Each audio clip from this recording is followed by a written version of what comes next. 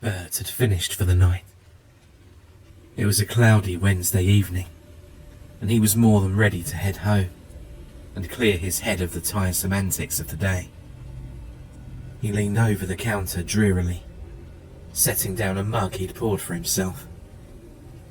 The bar's neon lights buzzed like static in the back of his mind. The old TV monitor blaring its usual nonsense from the corner of the room. The scotch in his glass was sour and lukewarm, lingering on his lips as he blew a sharp whistle, startling the drunkard at the corner booth. The man in the booth kept still, his mouth hanging open slightly as he stared at the floor with vacant eyes. Bert took a moment to eye his appearance, scoffing internally at just how much of a perfect picture of the bar's typical customer he looked to be. He was wearing a torn overcoat, his legs draped with filthy jeans, and a single battered shoe sitting on his left foot, his yellowish toes sticking out of the end.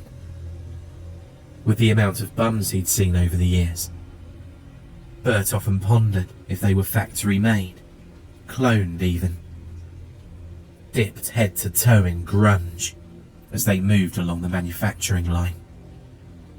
"Hey," Bert called out, jangling the bar keys in his hand. "Bar's closing. You got 2 minutes, or I'll throw you out myself." The man flicked his gaze at Bert, shooting him a cold, emotionless stare. Pure numbness behind his bloodshot eyes. "You deaf or something?" Bert spoke, keeping his composure. Though he maintained an unchanged demeanour, he couldn't help but feel somewhat unnerved. The bum's mouth quivered as he slowly cracked a smile, his missing teeth and rotting gums on full display. In less than a moment, his corpse-like eyes had suddenly swelled with life. "The name's Leslie," he spoke gruffly. "Would you like to hear a story, son?" His voice was deep and rough, no doubt scarred by countless nights of chain smoking and heavy liquor. As he pried himself from the table, empty beer bottles still in hand, and staggered forwards towards the counter, Bert half expected to be asked to duel. "I've got no time for the words of a drunken bum, especially not at this hour. Beat it." "You a bartender, ain't you?" "I thought folks like you were the listening type," Leslie spoke, pulling up a stool. "Yeah, during opening hours." Bert flashed his watch, showing 2:58 in blocky digital numbers. It was a simple model, with a slight crack on the surface, worth hardly more than a handful of bills second hand, but still enough to make most of the bar's patrons eye him with jealousy. But not Leslie, it would seem, and only to people who pay their tabs. "Well, we still got a couple of minutes left, don't we? I'm willing to pay for the extra time." Leslie grinned as he waved a crumpled 50 in his hands. "Found this sitting in the gutter outside," he spoke, scratching his stubbled chin. "Some rich fella must have dropped it." Bert sighed and rubbed his hands down his face, contemplating the decision. He ached for the soft touch of his apartment sofa, but $50 was $50. Besides, it wasn't as though he really had to listen. All he had to do was stand there, Leslie's words going in one ear and out the other, and he'd still get the money. 2 minutes, all right? That's all you got. Whatever you want to get off your chest, make it snappy." Leslie chuckled quietly and set the 50 down on the counter. It was covered in fluff and smelled faintly like the inside of a trash bag. Reluctantly, Bert peeled it into his palm and placed it in the cash register. "First, A drink. Another drink? Bert raised his eyebrows, tilting his head forwards in disbelief. With the amount you've had already, I thought you might have passed out before you even reached the counter. Leslie glared at him. He fished around in his pocket and scattered a handful of dirty coins in Bert's general direction.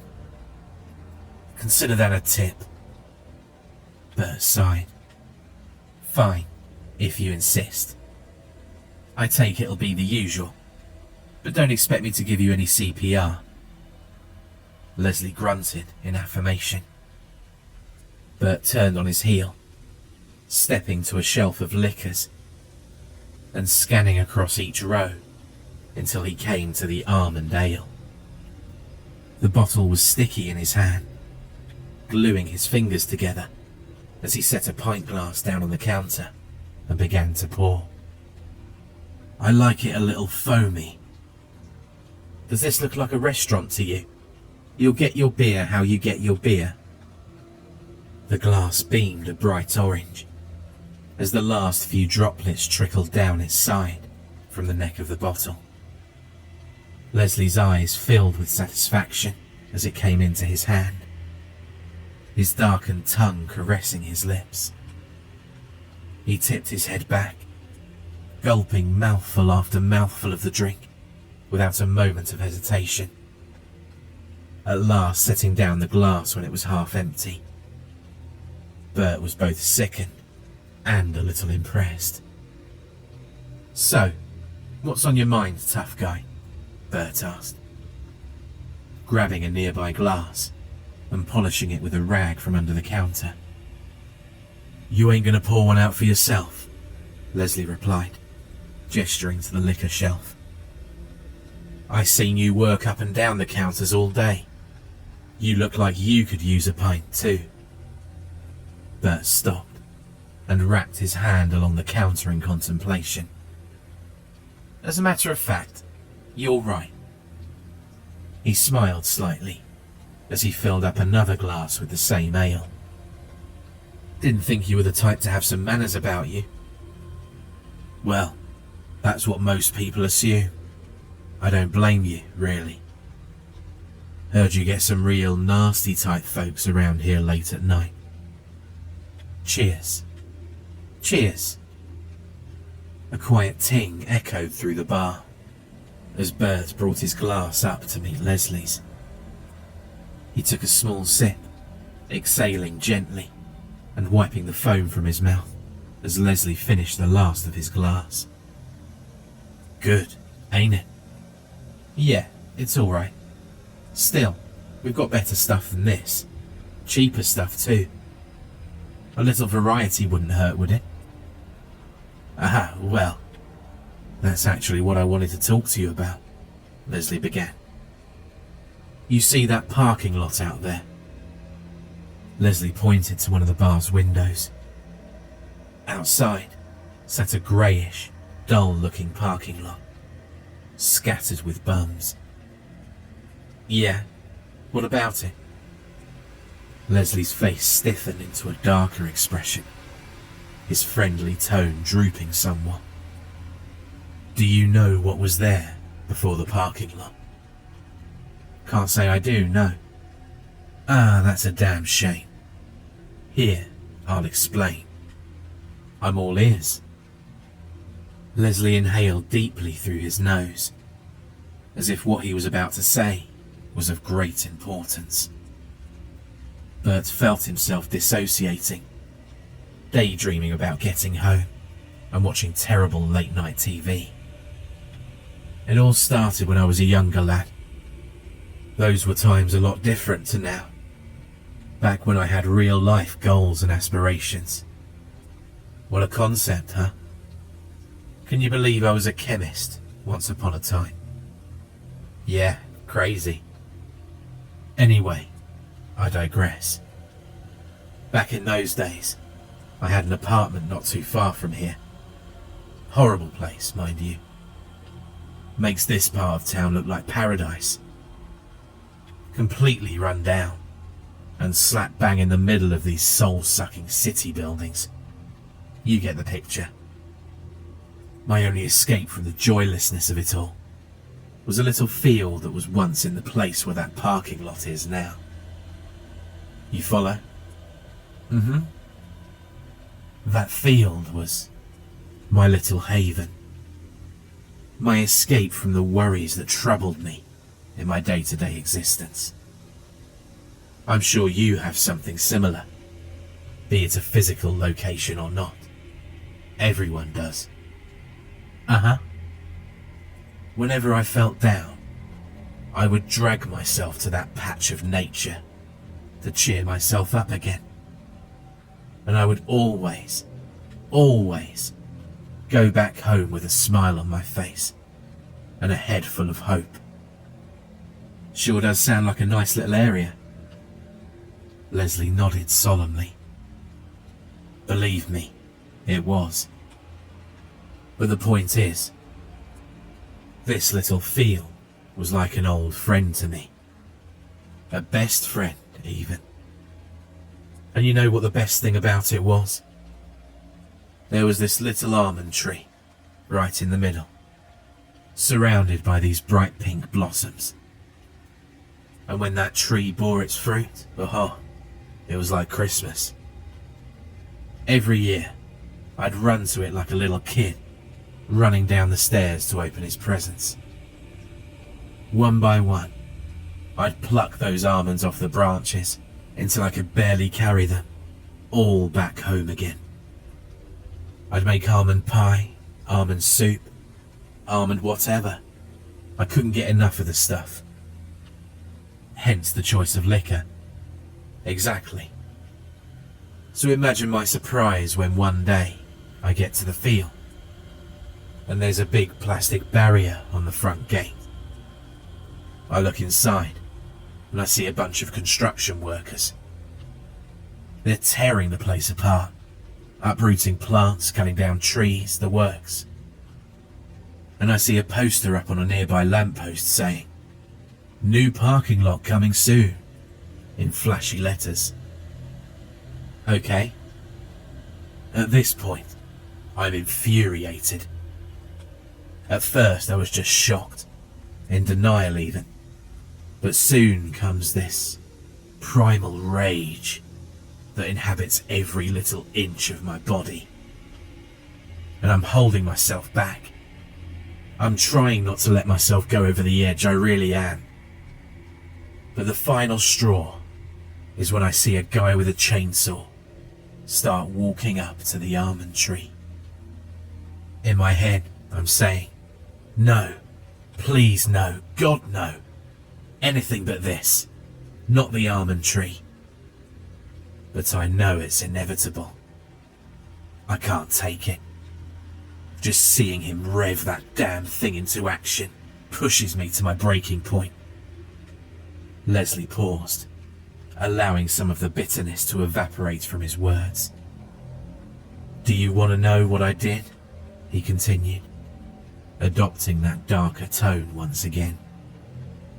Bert tensed up slightly, growing increasingly wary of the man in front of him. His senses sharpened. He was no longer daydreaming. Leslie had sucked him into his story. He grunted quietly as his stomach seemed to twist itself in knots, causing a moderate amount of pain. Whether it was the building tension or the dodgy reheated leftovers he'd consumed a few hours earlier, it was hard to tell. "Well, do you want to know?" "Hit me," he spoke, stone-faced. Leslie smiled. "Good answer. Here's what I do." I kick down the barrier and I sprint inside with the speed of a damn cheetah. I can hear the voices of the workers yelling at me to get lost, but I'm not listening. I'm focused only on the guy with the chainsaw, who, luckily for me, is wearing protective headphones. He's facing the opposite direction, and I reach him in no time at all, just as the tip of the chainsaw is slicing into the bark. The sheer force at which I slam into his body is enough to knock it from his hands. The two of us go tumbling to the ground together, and quickly I get back to my feet, and I look down in front of me. And what do you see? It's wedged in his stomach, spraying viscera everywhere. The guy's choking, coughing, begging me for help. He's screaming too. Agonizing screams, like the type you hear in nightmares. I look around me at the horrified faces of the construction workers. They're too scared to move, too distracted to make a grab at me. I sniff intently, and that's the part I'll never forget. The rich scent of the man's blood, mixed with the sweet aroma of the blossoming almonds. Bert's breath quickened, and he struggled to keep it under control. He wondered if Leslie could hear the sound of his heartbeats rising in his chest, or the pained gurgles of his stomach, or the dull ache pulsing through his head. This guy's a psycho, he thought to himself. I grab the chainsaw, and I hold it high above my head like some sort of trophy. I'm laughing all the while, even as I smash the blades down into the man's head. A final explosion of gore and brain matter soaks the tree, as well as my clothes. I drop the chainsaw at the man's torn open stomach cavity and book it. All I remember of the next 10 minutes are scared looks from pedestrians and bewildered mothers with crying babies passing me as I stumble back to my apartment. Soon enough, I get back inside. I take a shower, I change my clothes, and I lie on the bathroom floor as a wave of clarity sweeps through my brain. My field, my haven is gone. But now, I have a new way to unwind. A new haven. Vicious, cold-blooded murder. The kind that you relish for every second it's drawn out. That's quite a story there, Leslie, Bert responded shakily, betraying his attempt at sustaining a calm appearance. It wasn't the first tall tale he'd heard at the bar, not by a mile. But something about Leslie's storytelling made him believe every word. Deep down, he knew that this wasn't a story. It was a confession. He shuffled uncomfortably away from the counter, grabbing his glass and taking one last gulp before pouring the rest of it away. Cool story, huh, bartend? It's not one I tell often, for obvious reasons. I know I've given you a lot to think about, especially at such a hazy hour.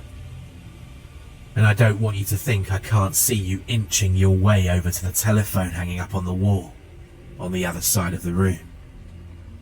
I'm afraid I have some bad news to deliver. You won't get to call the police, if that's what you're thinking of doing. Hell, I'll be surprised if you don't pass out before you even reach the end of the counter. And why is that? Bert's vision was blurring, a film of sweat lying across his brow. Something was seriously wrong, even more so than Leslie's story. Because you know what else smells like almonds, bartend? What? Cyanide.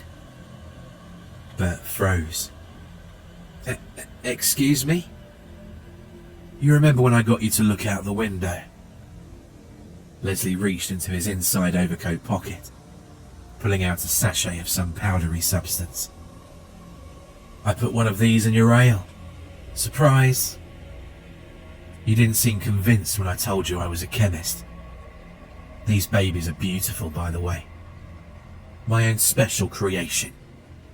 Completely tasteless, easy to conceal, and they work wonders on the human body in just minutes. Plenty of time for me to spout my dialogue, of course. Before he could get another word out, Bert doubled over in pain. His whole body felt as if it was on fire. What the hell have you done? He barely manages to get out. Froth already building in his mouth. He leant against the counter to hold himself up, but the vertigo was too much. Within seconds, he collapsed, seizing on the floor as the poison spread through his body. Ever since that day at the almond tree, I've lived a vagrant lifestyle. Not only does it make occasions like this far easier to get away with, but it's a sign of new beginnings. I'm a changed man. A man who doesn't need material comfort. Not anymore. Sure, it may be cold, tiring work, but moments like this make it all worthwhile. Leslie grabbed the ale bottle by the neck and took a generous swig. Still can't beat that hearty texture. Here, let me pour one more out for you. A splash of the ale soaked Bert's face, making him gasp for air. His face turned from pale white to a subtle shade of blue as Leslie stood up from his stool and stretched. You can keep the 50. Thanks for your time, bartend. And with that, Leslie turned heel and stumbled outside, knowing the squeak of the bar door as it shut behind him would be the last thing that Bert would ever hear. For more terrifying creepypasta horror stories, check out the playlist or the video on screen.